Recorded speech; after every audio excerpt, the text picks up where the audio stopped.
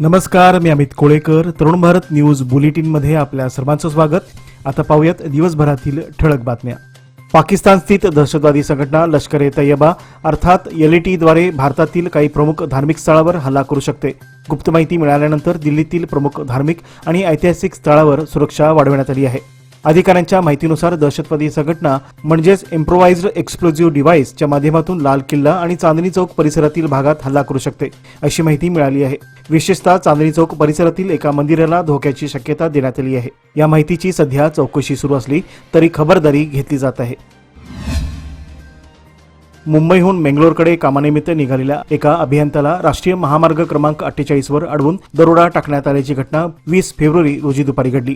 या प्रकरणी 8 अज्ञात आरोपी विरुद्ध गुन्हा दाखल करण्यात आला आहे. फिर्यादी वैभव मोहन, वय 30, राहणार वांद्रे, पूर्व मुंबई, हे फ्युचर कनेक्शन प्रायव्हेट लिमिटेड कंपनीमध्ये पॅन इंडिया टेक्निकल हेड म्हणून कार्यरत असून ते प्रोजेक्ट इंजिनियर देवेंद्र कदम यांच्यासोबत सुरतकल बेंगलोर येथे जात असताना बैलहोंगल तालुक्यातील कुळवळली गावाजवळ दुचाकीस्वारांनी त्यांची कार अडवली. आरोपीपैकी एकाने दगडाने कारच्या बोनेटवर प्रहार करून नुकसान केले. तसेच फिर्यादीकडील सुमारे 15 ग्रॅम वजनाची सोन्याची साखळी जबरदस्तीने हिसकावून घेतली. घटनेनंतर फिर्यादीने मित्राशी संपर्क साधून पोलिसांना माहिती दिली असून आळणावर व कित्तूर पोलिसांनी घटनास्थळी पंचनामा करून तपास सुरू केला आहे. बेळगाव जिल्ह्याचे पोलीस अधीक्षक के रामराजन यांनी घटनास्थळी भेट देऊन आरोपींचा लवकरच शोध लावण्यात येईल अशी माहिती दिली आहे. बेळगावातील पंतनगर बाळेकुंद्री BK येथील लक्ष्मी राजू कळीगुद्दी यांच्या घराचा कडेकोयंडा तोडून चोरट्यांनी सुमारे 8.5 लाख रुपये किमतीचे दागिने पळवले आहेत. सदर घटना गुरुवार दिनांक 19 फेब्रुवारी रोजी सायंकाळी 5:30 ते शुक्रवारी सकाळी 8च्या दरम्यान घडली आहे. चोरट्यांनी बेडरूममधील कपाटातील 150 ग्रॅम सोन्याच्या बांगड्या, नेकलेस, झुमके, अंगठी व कर्णफुले चोरली. घटनेची माहिती मिळताच मारियाळा पोलीस स्थानकाचे अधिकारी घटनास्थळी पोहोचून पंचनामा केला. बेळगाव शहर व तालुक्यातील वाढत्या चोरीच्या घटनांमुळे नागरिकांमध्ये मोठी अस्वस्थता निर्माण झाली आहे. निपाणीतील 5 जणांविरुद्ध बोगस बँक खाते उघडून ती खाती सायबर गुन्हेगारांना दिल्याप्रकरणी FIR दाखल करण्यात आले आहेत. बेळगाव जिल्हा सायबर क्राईम विभागाने स्वतःहून फिर्याद दाखल केली असून या खात्यावर विविध राज्यांमध्ये झालेल्या फसवणूक प्रकरणातील रक्कम जमा करण्यात आली होती. 5 जणांनी निपाणीतील फेडरल बँक खाते उघडून ते सायबर गुन्हेगारांना दिले, ज्यामुळे अनेक नागरिक ठगले गेले. या व्यवहारावर 10हून अधिक FIR विविध राज्यांमध्ये दाखल झाले आहेत. सायबर क्राईम विभाग आता कोणासाठी खाते उघडले गेले याची सखोल चौकशी करत आहे. मारिहाळा पोलीस ठाण्याच्या हद्दीत अंमली कच्ची दारू विक्री करत असल्याच्या धाग्यावर पोलिसांनी आनंद अप्पय्या कलेरी, वय 26, राहणार मारुती गल्ली, खणगाव, सध्या राहणार मोदगा यास ताब्यात घेतले आहे. मोदगा सुळेभावी रस्त्यावरील विठ्ठल हाणंबर लेआउट जवळ सार्वजनिक ठिकाणी आरोपीने स्वतःच्या फायद्यासाठी सुमारे 5 लिटर अंमली दारू बाळगून विक्री करत असल्याची माहिती पोलिसांना मिळाली होती. सहाय्यक पोलीस उपनिरीक्षक GS दरूर आणि त्यांच्या पथकाने छापा टाकून सदर दारू जप्त केली. या प्रकरणी मारियाहाळ पोलीस ठाण्यात गुन्हा दाखल करण्यात आला असून पुढील तपास सुरू आहे. कित्तूर तालुक्यातील हिरेनंदियाळी क्रॉस परिसरात शेतामध्ये अंदाजे 45 वर्षीय अज्ञात व्यक्तीचा सडलेल्या अवस्थेतील मृतदेह आढळला, ज्यामुळे परिसरात खळबळ उडाली. पोलिसांच्या प्राथमिक अंदाजानुसार मृतदेह 5 ते 6 दिवसापूर्वी हत्या करून शेतात फेकण्यात आला असावा. बेळगाव जिल्हा पोलीस अधीक्षक के Ramrajan, DYSP विरेय्या Hiremath, CPI Shivanand गुडगनट्टी, PSI Pravin गंगोळ व GG हंपणवर या अधिकाऱ्यांनी घटनास्थळी भेट देऊन मृतदेह तपासणीसाठी रुग्णालयात पाठवून दिला. मृत व्यक्तीची ओळख अद्याप पटलेली नसल्याने खुनाचा गुन्हा नोंदवून अधिक तपास सुरू आहे. या घटनेमुळे हिरेनंदियाळी व सभोवताच्या भागात नागरिकांमध्ये भीतीचे वातावरण निर्माण झाले आहे. बागलकोट येथे छत्रपती शिवाजी महाराज जयंती मिरवणुकीदरम्यान झालेल्या दगडफेक घटनेच्या निषेधार्थ बेळगावात श्रीराम सेनेच्या वतीने तीव्र निदर्शने करण्यात आली. शांततेत सुरू असलेल्या मिरवणुकीवर अज्ञाताकडून दगडफेक झाल्याचा आरोप करत दोषीवर कठोर कारवाई करून गुंडा कायदा लागू करावा व संबंधितांना जिल्ह्यातून तडीपार करावे अशी मागणी आंदोलकांनी केली. या मागण्यांचे निवेदन जिल्हाधिकाऱ्यांना सादर करण्यात आले. आंदोलनाचे नेतृत्व रवी कोकितकर यांनी केले असून काहींना अटक झाली असली तरी मुख्य सूत्रधारावर तातडीने कारवाई करावी अशी भूमिका त्यांनी मांडली. कायदा व सुव्यवस्था अबाधित ठेवण्यासाठी प्रशासनाने ठोस पावले उचलावीत अशी मागणी करत आंदोलनात रवी कोकितकर यांच्यासह संघटनेचे पदाधिकारी व कार्यकर्ते मोठ्या संख्येने सहभागी झाले होते. चिकोडी तालुक्यातील नागरमुंडोळी गावामध्ये 10वी व 12वीच्या सार्वजनिक परीक्षेच्या पार्श्वभूमीवर विद्यार्थ्यांनी जनजागृती अभियान राबवले. या मोहिमेत मोबाईल फोन व टीव्हीचा वापर मर्यादित ठेवण्याचे आवाहन करण्यात आले आणि घरात शांत वातावरण राखून अभ्यासाला सहकार्य करण्यास पालकांना विनंती करण्यात आली. गावातील प्रमुख मार्गावर विद्यार्थ्यांनी रॅली काढून परीक्षा भविष्यासाठी महत्त्वाची असल्याचे संदेश दिले. या उपक्रमामुळे गावात शैक्षणिक वातावरण निर्माण होणार असून विद्यार्थ्यांच्या यशासाठी सामूहिक प्रयत्नाचे उदाहरण साकारले गेले आहे. संत तुकाराम महाराज बीज सोहळा 5 मार्च रोजी देहूत होणार असून महाराष्ट्रासह कर्नाटकातून लाखो भाविकांचा होणारा सहभाग लक्षात घेता शासकीय स्तरावर योग्य नियोजन करण्याची मागणी संत तुकाराम महाराज संस्थानकडून करण्यात आली आहे. या पार्श्वभूमीवर देहूगाव येथील देऊळवाडा येथे शासनाच्या विविध भागातील अधिकाऱ्यांची समन्वय बैठक आयोजित करण्यात आली होती. बैठकीत आरोग्य सेवा, पिण्याचे पाणी, वाहतूक सुरक्षा आणि सुरळीत वीज पुरवठा यासह भाविकांच्या सोयी सुविधांवर चर्चा झाली. संस्थानाचे विश्वस्त उमेश महाराज मोरे यांनी प्रशासनाला प्रभावी उपाययोजना करण्याचे आवाहन केले. अपर तहसीलदार जयराज देशमुख यांनी प्रत्येक विभागाला दरवर्षीप्रमाणे नियोजन करून तयारी करण्याच्या सूचना दिल्या आहेत. कर्नाटक वीज नियामक आयोग 1 एप्रिल 2026 पासून प्रति युनिट 12 ते 15 पैशांची वीज दरवाढ करण्याचा प्रस्ताव मांडणार आहे. राज्यातील 5ही वीज पुरवठा कंपन्यांनी महसुली तूट भरून काढण्यासाठी वीज दरवाढ करण्याची विनंती KERC कडे केली आहे. कारण 2024-25 मध्ये बेंगलोर बेस्कॉमला 2,800 कोटी रुपयांचा तोटा झाला होता. घरगुती, औद्योगिक आणि व्यावसायिक ग्राहकासाठी वीज दरात वाढ होण्याची शक्यता असून काही श्रेणीत ती 67 ते 99 पैशापर्यंत असू शकते. फिक्स्ड चार्जमध्येही 10 ते 20 रुपये वाढ होऊ शकते. KERC तर्फे जनतेची मते जाणून घेण्यासाठी 27 फेब्रुवारीपर्यंत विविध भागात सभा आयोजित केल्या आहेत. दरवाढ लागू झाल्यास ग्राहकांच्या खिशावर अतिरिक्त ताण पडणार आहे, असे आर्थिक विश्लेषकांकडून सांगण्यात येत आहे. येळ्ळूर ग्रामदेवत श्री कल्मेश्वर मंदिर जीर्णोद्धार कमिटी आणि कल्मेश्वर मंदिर ट्रस्ट येळ्ळूर यांच्या वतीने आयोजित महाप्रसाद कार्यक्रम मोठ्या उत्साहात पार पडला, ज्याला ग्रामस्थासह परिसरातील भाविकांची मोठी उपस्थिती लाभली. कार्यक्रमाची सुरुवात श्री कल्मेश्वरांच्या पूजनाने झाली. त्यानंतर महाप्रसादाचे वाटप करण्यात आले. सामाजिक, शैक्षणिक आणि धार्मिक क्षेत्रात उल्लेखनीय कार्य करणाऱ्या मान्यवरांचा सत्कार करून त्यांच्या कार्याचा गौरव करण्यात आला. उपस्थित मान्यवरांनी मंदिराच्या जीर्णोद्धार कार्याचं कौतुक करत भविष्यातही सहकार्य करण्याची ग्वाही दिली. कार्यक्रमाच्या यशस्वी आयोजनासाठी कमिटी, ट्रस्टच्या पदाधिकाऱ्यांनी आणि ग्रामस्थांनी मेहनत घेतली आणि आभार प्रदर्शनाने कार्यक्रमाची सांगता करण्यात आली. पतंगाने मला काय शिकवलंय सांगू?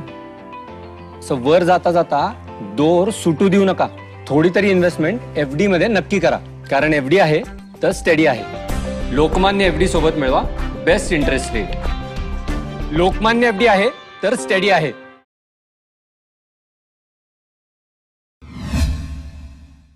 कर्नाटकासह देशभरात 10, 20 आणि 50 रुपयांच्या नोटांची कमतरता जाणवत असून किरकोळ खरेदीसाठी ग्राहक आणि व्यापाऱ्यांना अडचणीचा सामना करावा लागत आहे. डिजिटल व्यवहार वाढत असले तरी UPI सुविधा सर्वांपर्यंत उपलब्ध नसल्यामुळे छोट्या रकमेचे व्यवहार करण्यास त्रास होत आहे. काही व्यापाऱ्यांकडे पेमेंट सिस्टीमच्या स्कॅनरची सुविधा असली तरी सुमारे 30% व्यवहार अजूनही रोख स्वरूपात स्वीकारले जातात. केंद्र सरकारने UPI व्यवहारांना चालना देण्यासाठी कमी मूल्याच्या नोटांची छपाई सध्या थांबवली आहे. त्यामुळे सुट्या पैशांची समस्या अधिक वाढत असल्याने नागरिकांनी चिंता व्यक्त केली आहे. बागलकोट येथे छत्रपती श्री शिवाजी महाराज जयंती मिरवणुकीदरम्यान गुरुवारी रात्री उशिरा दगडफेक झाली, ज्यात बागलकोटचे SP सिद्धार्थ गोयल आणि काही शिवप्रेमी किरकोळ जखमी झाले. तणाव निर्माण होताच पोलिसांनी त्वरित हस्तक्षेप करून परिस्थितीवर नियंत्रण मिळवले. या प्रकरणी नवनगर, पेंढार गल्ली, मज्जू कमदगी, हनुमनसागर आणि इतर 8 जणांना अटक करण्यात आली आहे. मुख्यमंत्री सिद्धरामय्या यांनी या घटनेची तीव्र निंदा व्यक्त करत वरिष्ठ पोलीस अधिकाऱ्यांना निपक्षपाती चौकशी करण्याची आणि गुन्हेगारांना कायदेशीर कारवाई करून शिक्षा देण्याची सूचना केली आहे. माजी सैनिकासाठी 16 आणि 17 मार्च रोजी बेळगावातील मराठा लाईट इन्फंट्री रेजिमेंटल सेंटरच्या मैदानावर भरती प्रक्रिया आयोजित करण्यात येणार आहे. या भरतीत सोल्जर जनरल ड्युटी GD आणि सोल्जर क्लर्क या पदासाठी निवड होणार आहे. मात्र उमेदवारांनी मराठा लाईट इन्फंट्रीमध्ये सेवा बजावलेली असावी. सोल्जर GD पदासाठी उमेदवाराचे वय 46 वर्षापेक्षा कमी असावे, तर क्लार्क पदासाठी 48 वर्षापेक्षा कमी असावे. इच्छुक माजी सैनिकांनी 16 मार्च रोजी सकाळी 8 वाजता सर्व आवश्यक कागदपत्रासह उपस्थित राहावे, असे मराठा लाईट इन्फंट्रीतर्फे उमेदवारांना वेळेवर पोहोचण्याचे आवाहन करण्यात आले आहे. बेळगाव शहरात सुरू असलेल्या निमंत्रित Akhil Bharatiya tennis ball cricket स्पर्धेला आज विशेष उत्साह मिळाला, कारण देशातील लोकप्रिय आणि मानधनाच्या दृष्टीने आघाडीवर असलेल्या स्टार करण अंबाला उपांत्य फेरीसाठी पांडुरंग CC संघासोबत मैदानात उतरणार आहे. प्रथमच बेळगावात खेळण्यासाठी आलेल्या करणचे पांडुरंग CC संघाचे मालक बाळेकुंद्री खुर्द येथील शिवराज जाधव आणि विनायक कुंभार यांनी पुष्पहार आणि मानाची शाल देऊन स्वागत केले. संघ व्यवस्थापनाने त्यांच्या निवास, भोजन आणि इतर सुविधांची उत्तम व्यवस्था केली असल्याबद्दल करणने समाधान व्यक्त केले. उपांत्य फेरीतील सामन्यात त्याच्या खेळीची उत्सुकता क्रिकेट प्रेमीमध्ये वाढली असून त्याने तरुण खेळाडूंना चिकाटी आणि मेहनतीचा संदेश दिला आहे. बेळगावमध्ये दुरुस्तीच्या कामामुळे उद्या रविवार दिनांक 22 फेब्रुवारी रोजी सकाळी 9 ते सायंकाळी 5 वाजेपर्यंत बेळगावातील अनेक उपनगरात वीज पुरवठा खंडित राहणार आहे. यामध्ये पंतनगर, बाळेकुंद्री, इंडाल औद्योगिक वसाहत, वैभवनगर, केली परिसर, विद्यागिरी, शिवबसनगर, सिव्हिल हॉस्पिटल परिसर, काळी अमराई, अयोध्यानगरसह परिसरातील अनेक भागात तसेच आझमनगर, कणबर्गी परिसर, उसगाव, हिंडलगा व सुवर्णसौध परिसरांचा यात समावेश आहे. तसेच शेती पंपसेटसह अनेक गावातील वीज पुरवठा तात्पुरता बंद राहणार आहे. ज्यामुळे नागरिकांनी आवश्यक काळजी घेण्याची सूचना हेस्कॉमने दिली आहे. Koimpanagar, Muralidhar colony, Mahalakshminagar, Subhashnagar, college road, शासकीय व शैक्षणिक केंद्र या भागामध्येही वीज पुरवठा खंडित राहणार आहे असे हेस्कॉमच्या वतीने कळवण्यात आले आहे. हिंडलगा स्पोर्ट्स क्लब आयोजित पहिल्या ग्रामीण राष्ट्रीय स्तरावरील मॅरेथॉन स्पर्धेची तयारी अंतिम टप्प्यात पोहोचली असून बॉक्साईड रोड जवळील श्री कल्मेश्वर मंदिराच्या मैदानावर ही स्पर्धा उद्या रविवारी 22 फेब्रुवारी रोजी सकाळी 5:30 वाजता सुरू होणार आहे. सदर स्पर्धा पुरुष व महिलांसाठी असून 18 वर्षाखालील 18 ते 35, 36 ते 45, 46 ते 55 आणि 56 वर्षावरील वयोगटात आयोजित केली जाणार आहे. प्रत्येक गटातील पहिल्या 5 विजेत्यांना रोख रक्कम, स्मृतिचिन्ह, पदक आणि प्रमाणपत्र देऊन गौरवण्यात येणार आहे. महाराष्ट्र, गोवा, आसाम, पश्चिम बंगाल, बिहार, कोची, उत्तर प्रदेश व कर्नाटकामधील अव्वल स्पर्धकांनी ऑनलाईन नोंदणी केली आहे. स्पर्धेच्या यशस्वी आयोजनासाठी निवृत्त सुभेदार, major honorary captain Chandrakant Kadolkar, Krishna Shahapurkar, Anil Chougule आणि इतर तज्ज्ञांचे सहकार्य लाभत आहे. घराघरात श्रद्धेने पूजल्या जाणाऱ्या देवतांचे जीर्ण झालेले फोटो फ्रेम्स झाडाखाली किंवा इतरत्र फेकणे अयोग्य असल्याचे मत सामाजिक कार्यकर्ते वीरेश बसय्या हिरेमठ यांनी व्यक्त केले आहे. शनिवारी चन्नमा सोसायटी परिसरात देवतांचे फोटो संकलित करताना त्यांनी सांगितले की अशा फोटोंचे शास्त्रोक्त विधीने विसर्जन करणे प्रत्येकाचे कर्तव्य आहे. स्वतः विसर्जन करता येत नसेल तर आपल्या सर्व लोकसेवा फाउंडेशनशी संपर्क साधावा, जेणेकरून सदर जीर्ण झालेले फोटो फ्रेम्स संकलित करून योग्य पद्धतीने विसर्जित केले जातील असे त्यांनी स्पष्ट केले आहे. यावेळी महादेव राठोड यांनीही सामाजिक उपक्रमाचे कौतुक करत नागरिकांनी सहकार्य करण्याचे आवाहन केले. कार्यक्रमात अरुण, श्रीकांत शास्त्री आणि इतर उपस्थित होते. नवी दिल्ली येथील प्रतिष्ठित भारत मंडपम येथे पार पडलेल्या AI समिट दरम्यान युवक काँग्रेस कार्यकर्त्यांनी केलेल्या अशोभनीय आंदोलनाचे पडसाद आता बेळगावात उमटले आहेत. या आंदोलनात पंतप्रधान नरेंद्र मोदी यांच्या विरोधात घोषणाबाजी करण्यात आल्याचा तसेच कार्यकर्त्यांनी शर्ट काढून अर्धनग्न आंदोलन केल्याचा आरोप आहे. आंदोलनकर्त्याकडे मोदी आणि अमेरिकेचे माजी राष्ट्राध्यक्ष डोनाल्ड ट्रम्प यांचे छायाचित्र असलेला शर्ट असल्याचेही वृत्त आहे. या घटनेचा निषेध करत भारतीय जनता पक्षाच्या कार्यकर्त्यांनी शनिवारी बेळगावातील काँग्रेस कार्यालयाला घेराव घालण्याचा प्रयत्न केला. मात्र मार्केट पोलीस ठाण्याच्या पोलिसांनी तात्काळ हस्तक्षेप करत आंदोलकांना अडवले आणि काही जणांना ताब्यात घेतले. ताब्यात घेण्यात आलेल्या नेत्यामध्ये महंत ओकुंद, शिल्पा किकरे, सविता गुदाकई आणि कृष्णा पाटील यांच्यासह भाजपचे असंख्य कार्यकर्ते व इतर महिलांचा समावेश आहे. आंतरराष्ट्रीय परिषदेत अशा प्रकारचे आंदोलन करून देशाची प्रतिमा मलिन केल्याचा आरोप करत संबंधितावर तात्काळ कारवाई करण्याची मागणी भाजप नेत्यांनी केली. दरम्यान कोणताही अनुचित प्रकार घडू नये यासाठी काँग्रेस कार्यालय परिसरात कडेकोट पोलीस बंदोबस्त तैनात करण्यात आला होता. नेहमी शांत आणि सामाजिक एकोपा जपणारी गणेशपूर गल्ली अनेक पिढ्यापासून स्थानिक नागरिकांचे वास्तव्य राहिलेल्या गल्लीत आहे. येथे अनेक जातीय आणि बहुभाषिक नागरिक एकत्र राहतात, ज्यामुळे सामाजिक सलोखा आणि सांस्कृतिक समरसता दृढ झाली आहे. शहापूरमधील ही गल्ली आपल्या ऐतिहासिक वारसा, श्री कालिका देवी मंदिर, पारंपरिक सोने चांदी व्यवसाय, जुनी कौलारू घरे आणि विविध कार्यक्रमासाठी ओळखली जाते. गणेशोत्सव, विविध सण आणि मंदिरातर्फे आयोजित सामाजिक उपक्रम या गल्लीला विशेष ऊर्जा देतात आणि येथील ऐक्य आणि ऐतिहासिक वारशाला जिवंत ठेवतात. या सांस्कृतिक आणि 200 वर्षाचा ऐतिहासिक वारशाचा प्रवास तरुण भारत डिजिटल मीडियावरील माझं विनुग्राम मालिकेद्वारे व्हिडिओ डॉक्युमेंटरीच्या माध्यमातून यूट्यूब चॅनल आणि फेसबुक पेजवर आज शनिवार दिनांक 21 फेब्रुवारी रोजी प्रसारित झाला असून सर्वांनी हा व्हिडिओ नक्की पाहावा असे आवाहन करण्यात आले आहे. याचबरोबर आजचे बातमीपत्र येथे संपले. अधिक माहिती आणि ताज्या घडामोडीकरता पाहत रहा तरुण भारत न्यूज चॅनल. तसेच आमच्या चॅनलला लाईक, शेअर आणि सबस्क्राईब करायला विसरू नका. विश्वासार्ह बातम्यांसाठी दररोज वाचा दैनिक तरुण भारत. धन्यवाद.